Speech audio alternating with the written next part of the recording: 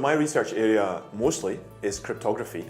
Cryptography is an absolutely fascinating branch of science, but it's actually something that's really important in the everyday world as well. For example, every time we make a mobile phone call, there's some cryptography involved in the background to protect our communications, and so that the operator of the network can be sure that we really are a legitimate owner of a mobile phone.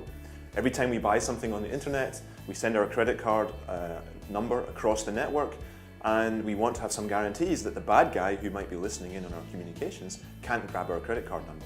So cryptography is all around us.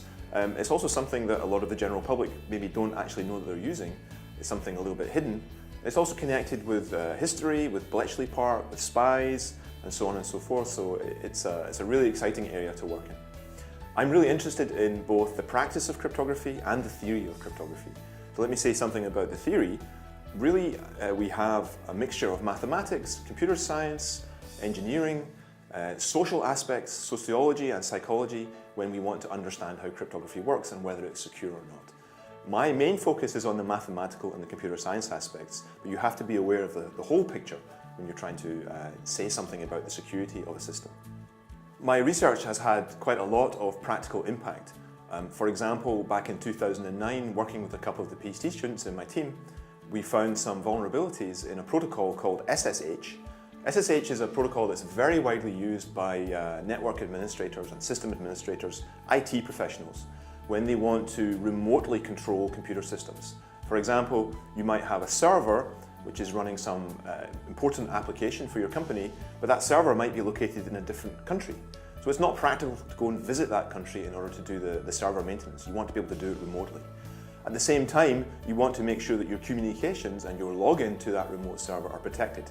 And SSH is a protocol that provides those kinds of security services.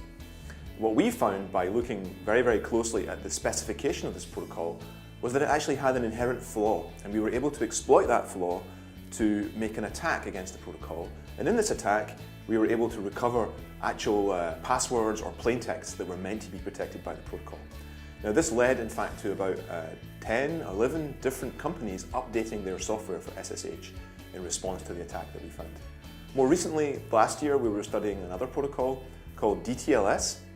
DTLS is a protocol that's used a lot, again, for secure networking.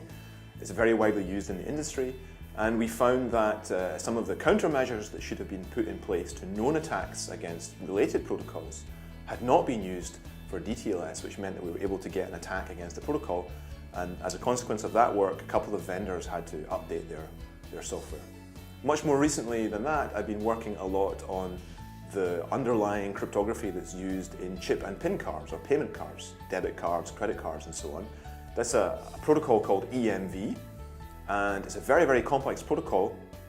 And in future, EMV might end up using a new kind of cryptography called elliptic curve cryptography. And working with collaborators at a number of different universities and also at IBM Research, we were able to do an analysis of the EMV protocols and actually prove security properties of these protocols and prove that if they were properly implemented, then they would give the expected security level that we need for that kind of system.